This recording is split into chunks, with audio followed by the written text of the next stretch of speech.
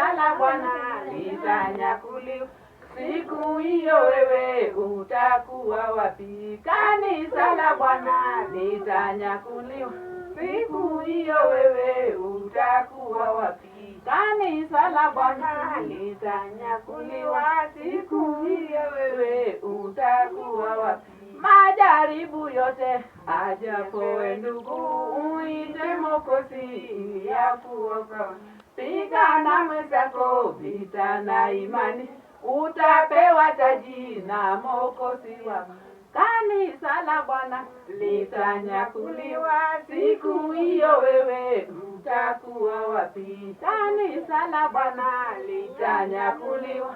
Siku hiyo wewe utakuwa wapi? Majaribu yote ajapowe ndugu, uite Mwokozi ya kuokoa. Pigana mwenzako vita na imani, utapewa taji na Mwokozi wako. Kanisa la Bwana litanyakuliwa. Siku hiyo wewe utakuwa wapi? Kanisa la Bwana litanyakuliwa. Siku hiyo wewe utakuwa wapi? Binti wa Sayuni alipewa jina Babeli mkuu. Binti wa Sayuni alionekana katika Ufunuo akiwa tena amevaa vazi la kitani, matendo yake. Kanisa la Bwana litanyakuliwa. Siku hiyo wewe utakuwa wapi? Kanisa la Bwana litanyakuliwa. Siku hiyo wewe utakuwa wapi? Kanisa la Bwana litanyakuliwa.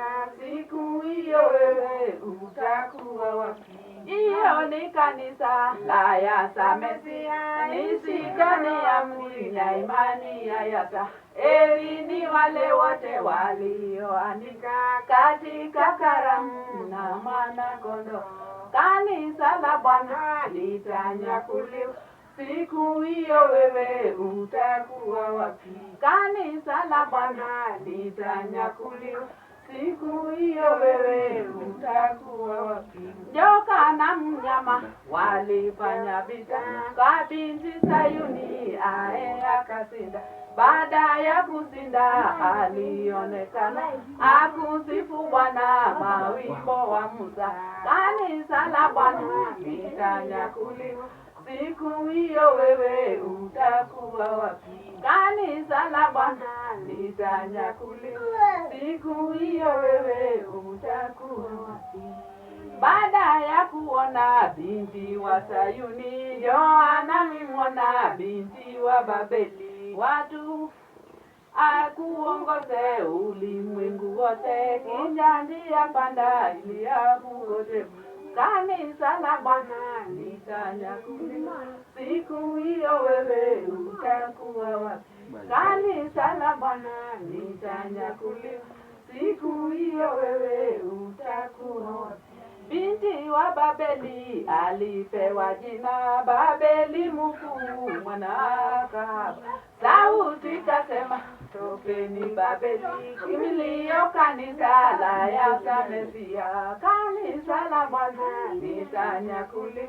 Siku hiyo wewe utakuwa wapi? Kanisa la Bwana litanyakuliwa. Siku hiyo wewe utakuwa wapi? Ukusikia kutoka Babeli, utaangamiza kwenye ubeniti. Watu waamini wawachungisao, wote watakufa mauti ya pili. Kanisa la Bwana litanyakuliwa. Siku hiyo wewe utakuwa wapi?